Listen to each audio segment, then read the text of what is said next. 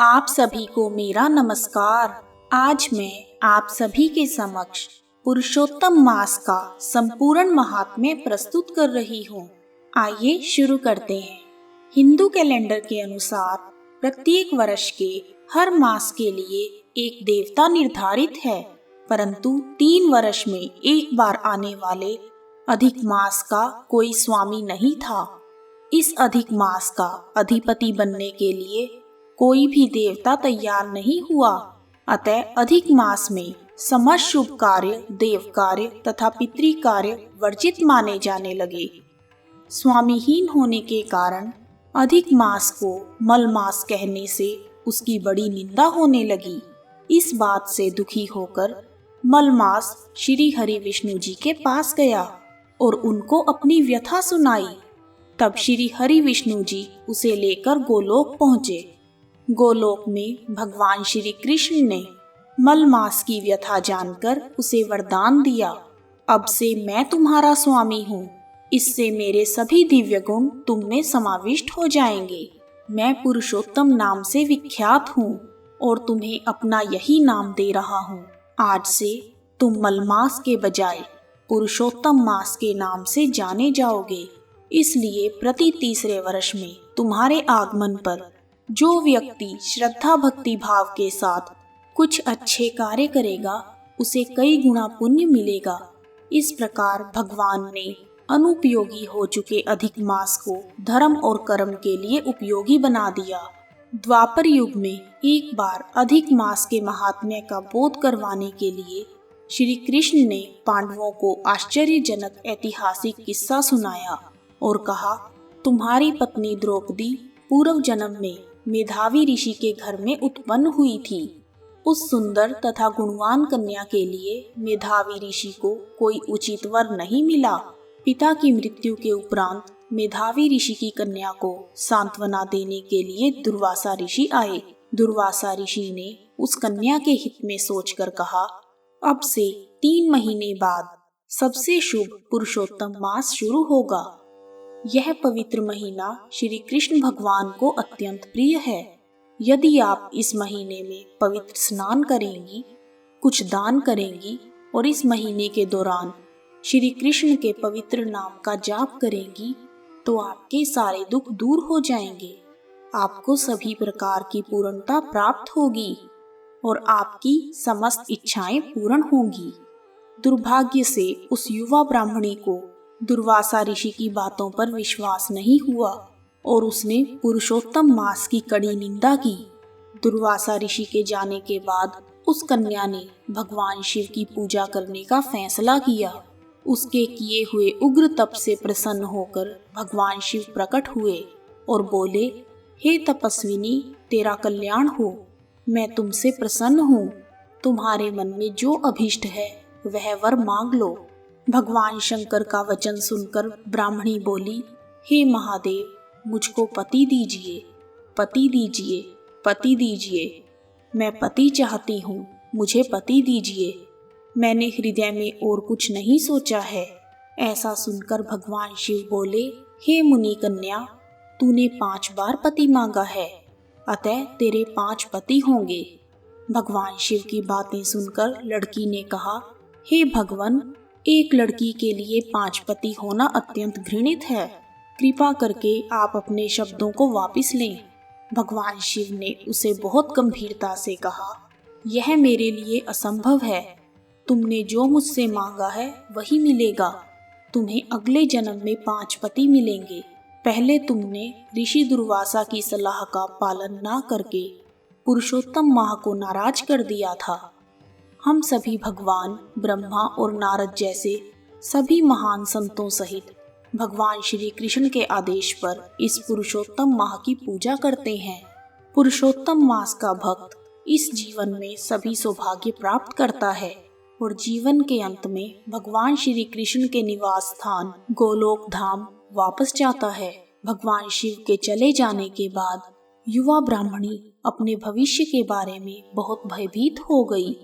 इस तरह कुछ दिनों बाद लड़की ने अपना शरीर छोड़ दिया। इस बीच महान राजा द्रुपद एक महान यज्ञ कर रहे थे। इस यज्ञ की अग्नि से उसी युवा ब्राह्मणी ने महाराजा द्रुपद की पुत्री के रूप में जन्म लिया। भगवान शिव के वरदान के अनुसार पांचों पांडव उसे पति के रूप में मिले, परंतु पुरुषोत्तम मास की निंदा करने के कारण उसे अपने पांचों पतियों की उपस्थिति में पूरे कुरु विधानसभा के सामने दुशासन द्वारा अपमानित किया गया। सौभाग्य से उसने मुझे याद किया और मेरी शरण ली। उसके अपराधों को क्षमा करते हुए मैंने उसे दुशासन के हाथ से बचा लिया। श्री कृष्ण भगवान पांडवों को पुरुषोत्तम मास की महिमा बताकर वहां से चले गए। तब कुछ समय के बाद जब पुरुषोत्तम मास प्रकट हुआ तो महाराजा युधिष्ठिर ने अपने छोटे भाइयों और पत्नी द्रौपदी के साथ इस पवित्र महीने के दौरान विभिन्न तरीकों से पुरुषोत्तम श्री कृष्ण भगवान की पूजा की। पुरुषोत्तम व्रत करके उन्होंने जो योग्यता प्राप्त की उससे उन्होंने अपना खोया हुआ राज्य वापस पा लिया। बोलो पुरुषोत्तम भगवान की जय। एक समय है देश में दृढ़धनवा नाम का अति तेजस्वी गुणवान सदाचारी राजा राज्य करता था। एक बार राजा दृढ़धनवा शिकार खेलने की इच्छा से वन गया। वहां घनी छाया वाले एक विशाल वृक्ष की जटा में घोड़े को बांधकर राजा वहीं बैठ गया। उसी समय वहां पर एक अति सुंदर तोता राजा को संबोधित करता हुआ एक ही बात को बार बार बोलने लगा। पृथ्वी पर विद्यमान अतुल सुख को देखकर तू आत्मचिंतन नहीं करता है तो इस संसार के पार कैसे जाएगा। तोते की बातें राजा के दिमाग में घर कर गई और राजा बेचैन हो गया। कुछ समय बाद राजा दृढ़धनवा के महल में वाल्मीकि ऋषि पधारे। जब राजा दृढ़धनवा ने ऋषि वाल्मीकि को वन में मिले हुए तोते की घटना सुनाई तो राजा दृढ़धनवा के वचन सुनकर महर्षि वाल्मीकि हंसते हुए बोले, हे राजन, मैं आपको एक घटना सुनाने जा रहा हूँ जिससे आपके मन के सभी प्रश्नों का उत्तर मिल जाएगा। पूर्व जन्म में द्रविड़ देश में ताम्रपर्णी नदी के किनारे सुदेव नाम का ब्राह्मण निवास करता था। गृहस्थाश्रम में धर्म पूर्वक वास करते हुए बहुत समय बीतने के पश्चात भी उसकी कोई संतान नहीं थी। पुत्र की प्राप्ति के लिए सुदेव ने भगवान श्री हरि का कठोर तप किया। भगवान श्री हरि उसकी अत्यंत उग्र तपस्या को देखकर प्रकट हुए और बोले, हे वत्स, तुम्हारी कठिन तपस्या से मैं अत्यंत प्रसन्न हूँ। तुम क्या चाहते हो सो मुझसे कहो। इस पर सुदेव ब्राह्मण बोला, हे नाथ, यदि आप प्रसन्न हैं तो हे श्री विष्णु भगवान, कृपा करके मुझे एक पुत्र प्रदान कीजिए। श्री हरि ने ब्राह्मण को पुत्र प्राप्ति का वरदान तो दिया, परंतु उस पुत्र को केवल 12 वर्ष की आयु ही प्रदान की। पुत्र को पाकर सुदेव ब्राह्मण और उसकी पत्नी गौतमी बहुत प्रसन्न हुए। एक दिन उसका लड़का शुकदेव अपने मित्रों के साथ बावली को गया। वहां बावली में वह बालक श्वास रुक जाने से मृत्यु को प्राप्त हो गया। पुत्र की मृत्यु का समाचार पाकर ब्राह्मण सुदेव और उनकी पत्नी भागते भागते बावली आ गए। वहां जाकर मृत पुत्र को गोद में लेकर सुदेव अत्यंत विलाप करने लगा। उस ब्राह्मण के विलाप करते समय असमय बरसने वाला बादल आया। इस तरह 1 मास तक वर्षा हुई। ब्राह्मण सुदेव ने ना तो जलपान किया और ना ही भोजन किया, केवल हे पुत्र इस प्रकार कहकर वर्षा में बैठे बैठे जो मास व्यतीत हुआ वह श्री कृष्ण भगवान का प्रिय पुरुषोत्तम मास था। सो अनजाने में उस ब्राह्मण और उसकी पत्नी का पुरुषोत्तम मास का व्रत हो गया।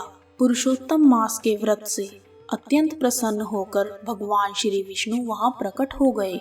भगवान विष्णु ने ब्राह्मण से कहा, हे ब्राह्मण, मैं तुमसे अति प्रसन्न हूँ और तुम्हें यह वरदान देता हूँ कि पुत्र के साथ गृहस्थी के सभी सुखों को भोगने के बाद तुम ब्रह्मलोक को जाओगे। वहां सभी प्रकार के सुख भोगकर तुम पृथ्वी पर पुनः जन्म लोगे। वहां तुम चक्रवर्ती राजा बनोगे। दृढ़धनवा नाम से प्रसिद्ध होकर 10,000 वर्ष पर्यंत पृथ्वी के राजा का सुख भोगोगे। उस समय भी तुम्हारी पत्नी ही तुम्हारी पटरानी होगी। तुम्हारे 4 पुत्र होंगे और सुंदर मुख वाली महाभागा सुशीला नाम की कन्या होगी। हे महाभाग, संसार के सुखों में डूबकर जब तुम संसार रूपी समुद्र को पार करने वाले विष्णु भगवान को भूल जाओगे, तब हे विप्र, उस समय वन में तुम्हारा यह पुत्र शुकदेव तोता बनकर विशाल वृक्ष के ऊपर बैठकर वैराग्य पैदा करने वाले श्लोक को बार बार पढ़ता हुआ तुम्हें इस बात का बोध कराएगा। इसके बाद सांसारिक सुखों को छोड़कर चिंता रूपी समुद्र में मगन तुम्हें वाल्मीकि मुनि आकर ज्ञान कराएंगे। उनके वचनों से प्रभावित होकर निसंदेह शरीर को छोड़कर भगवान श्री हरि की पूजा अर्चना करते हुए तुम वैकुंठ लोक को प्राप्त होंगे। भगवान श्री हरि विष्णु के इस प्रकार कहने पर सुदेव का पुत्र उठ खड़ा हुआ। अपने पुत्र को जीवित देखकर ब्राह्मण चकित हो गया और उसने भगवान श्री हरि को नमस्कार किया और हाथ जोड़कर बोला, हे श्री हरि भगवान, मैंने 4000 वर्ष तक लगातार अत्यंत दुष्कर तप किया। उस समय आपने मेरे पुत्र को केवल 12 वर्ष की आयु प्रदान की। हे प्रभु, उस वरदान का उल्लंघन कर मेरे मृत पुत्र को जीवित करने का क्या कारण है? ब्राह्मण के वचन सुनकर श्री हरि भगवान बोले, हे द्विजराज, यह हमारे प्रिय पुरुषोत्तम मास की सेवा का फल है। स्त्री सहित शोक में मगन तुमने पुरुषोत्तम मास की सेवा की है। हे तपोनिधे, इस पुरुषोत्तम मास में जो एक भी उपवास करता है वह मनुष्य अनंत पापों को भस्म कर विमान से बैकुंठ लोक को जाता है। सो तुमको 1 महीना बिना भोजन किए हुए बीत गया है और असमय में मेघ के आने से प्रतिदिन प्रातः, मध्याह्न और सायंकाल तीनों काल में स्नान भी अनायास ही हो गया है। हे तपोधन, तुमको 1 महीने तक मेघ के जल से स्नान मिला है और उतने ही अखंडित उपवास भी हुए हैं। जो सब इस तरह से हमारे प्रिय पुरुषोत्तम मास का सेवन करता है वह मनुष्य हमारा प्रिय, धन्य और भाग्यवान होता है। हरि भगवान इस प्रकार कहकर गरुड़ जी पर सवार होकर बैकुंठ भवन को चले गए। सुदेव पत्नी सहित निरंतर 1000 वर्ष संसार के समस्त विषयों का उपयोग कर विष्णु लोक को प्राप्त हुआ। वहां पर सुखों को भोग कर गौतमी तथा सुखदेव दोनों स्त्री पुरुष पृथ्वी पर पुनः आए। हे राजन, तुम वही सुदेव इस समय दृढ़धनवा नाम से प्रसिद्ध पृथ्वी के राजा हो। आपकी पटरानी आपकी पूर्व जन्म की पत्नी गौतमी है। हे भूपाल, हे नरेश, जो आपने मुझसे पूछा था वह सब मैंने आपसे कह दिया है। इसके पश्चात महर्षि वाल्मीकि ने राजा दृढ़धनवा को पुरुषोत्तम मास के सेवन का विधि विधान बताया और महर्षि वाल्मीकि द्वारा बताई गई विधि के अनुसार पुरुषोत्तम मास का सेवन करने से राजा दृढ़धनवा तथा उनकी पत्नी को गोलोक की प्राप्ति हुई। एक बार चमत्कारपुर नामक सुंदर नगर में मणिग्रीव नाम का एक शूद्र रहता था। उसको उसके दुष्कर्मों तथा दुर्व्यवहार के कारण उसकी जाति और बंधु बांधवों ने त्याग दिया। इस प्रकार स्त्री सहित वन में जाकर मणिग्रीव पशुओं को मारकर अपना जीवन यापन करने लगा। मध्याह्न के समय एक बार जंगल में उसे एक बेहोश ब्राह्मण गिरा हुआ मिला। उस समय रास्ता भटके हुए उस दुखी ब्राह्मण को देखकर मणिग्रीव को दया आ गई और वह ब्राह्मण को उठाकर अपने आश्रम में ले आया। मणिग्रीव तथा उसकी पत्नी ने दुखी ब्राह्मण की सेवा की। एक घड़ी बीत जाने के बाद उस महायोगी ब्राह्मण को होश आ गया। ब्राह्मण को सुख से बैठे देखकर मणिग्रीव ब्राह्मण के पैरों को अपनी गोद में रखकर दबाने लगा। ब्राह्मण के पैरों को दबाते हुए मणिग्रीव बोला, हे मुनि श्रेष्ठ, आप कहाँ जाएंगे? इस निर्जन हिंसक पशुओं से भरे हुए वन में आप कैसे पहुँच गए? मणिग्रीव के प्रश्नों को सुनकर ब्राह्मण बोले, हे महाभाग, मैं ब्राह्मण उग्रदेव हूँ। मैं प्रयाग जाना चाहता हूँ। रास्ता पता न होने के कारण मैं इस भयंकर वन में आ गया हूँ। रास्ते में थकावट और प्यास के कारण मेरा सर चकराने लगा और मैं बेहोश हो गया। उसके बाद तुमने मुझे जीवन दान दिया है। हे मणिग्रीव, मैं तुम्हें क्या दे सकता हूँ? तुम दोनों पति पत्नी किस कारण से इस घने वन में रह रहे हो? तुम्हें क्या दुख है? मुझसे कहो, मैं उस दुख को दूर कर दूंगा। इस प्रकार उग्रदेव ब्राह्मण के वचन सुनकर मणिग्रीव ने अपनी पत्नी के सामने ब्राह्मण को अपनी आप बीती सुनाई। अपने कर्मों और उनके परिणामों के बारे में बताने के बाद मणिग्रीव ने ब्राह्मण से अपनी दरिद्रता को दूर करने का उपाय पूछा। मणिग्रीव की बातें सुनकर ब्राह्मण उग्रदेव बोला, मैं तुम्हें एक ऐसा कल्याणकारी उपाय बताता हूँ जिससे बिना व्रत के, बिना तीर्थ के, बिना किसी दान के, बिना प्रयास के तुम्हारी दरिद्रता दूर हो जाएगी। इस मास से तीसरा मास श्री पुरुषोत्तम मास आ रहा है। उस पुरुषोत्तम मास में सावधानी के साथ विधि पूर्वक तुम दोनों स्त्री पुरुष श्री पुरुषोत्तम भगवान को प्रसन्न करने के लिए दीपदान करना। उस दीपदान से तुम्हारी यह दरिद्रता जड़ से नष्ट हो जाएगी। जब पुरुषोत्तम मास आरंभ हुआ, मणिग्रीव और उसकी पत्नी ने आलस्य को छोड़कर ऐश्वर्य पाने की इच्छा से तेल से दीपदान करना आरंभ कर दिया। इस प्रकार दीपदान करते करते उन दोनों को श्री पुरुषोत्तम मास बीत गया। श्री उग्रदेव ब्राह्मण के कहे अनुसार दीपदान करने से मणिग्रीव और उसकी पत्नी शुद्धांतकरण होकर समय पर काल के वशीभूत होकर इंद्रपुरी गए। वहां होने वाले सुखों को भोगकर पृथ्वी पर दोनों पुनः मनुष्य की योनि में आए। पूर्व जन्म में जो मृग हिंसा में तत्पर मणिग्रीव था, पुरुषोत्तम मास में दीपदान करने से अगले जन्म में वीरबाहु के पुत्र चित्रबाहु नाम से प्रसिद्ध राजा बना और मणिग्रीव की पत्नी अगले जन्म में चित्रबाहु की पत्नी चंद्रकला बनी। एक बार चित्र शर्मा नाम का अत्यंत लालची ब्राह्मण था। अपने कर्मों के कारण वह कदर्य नाम से प्रसिद्ध था। कदर्य ब्राह्मण का मित्र वनेचर वाटिका का मालिक था। कदर्य ब्राह्मण अपने मित्र से मिलने के लिए गया और उसने अपने माली मित्र को रोते हुए अपनी व्यथा सुनाई। ब्राह्मण ने कहा कि नगर के वासी प्रतिदिन मेरा तिरस्कार करते हैं, इसलिए मैं उस नगर में नहीं रह सकता। शरण में आए हुए उस दीन ब्राह्मण पर माली को दया आ गई और उसने कहा, हे कदर्य, इस समय तुम इसी वाटिका में निवास करो। माली के वचन सुनकर ब्राह्मण प्रसन्न हो गया और उस वाटिका में रहने लगा। ब्राह्मण प्रतिदिन माली के आसपास ही रहता था और उसकी आज्ञा का पालन करता था।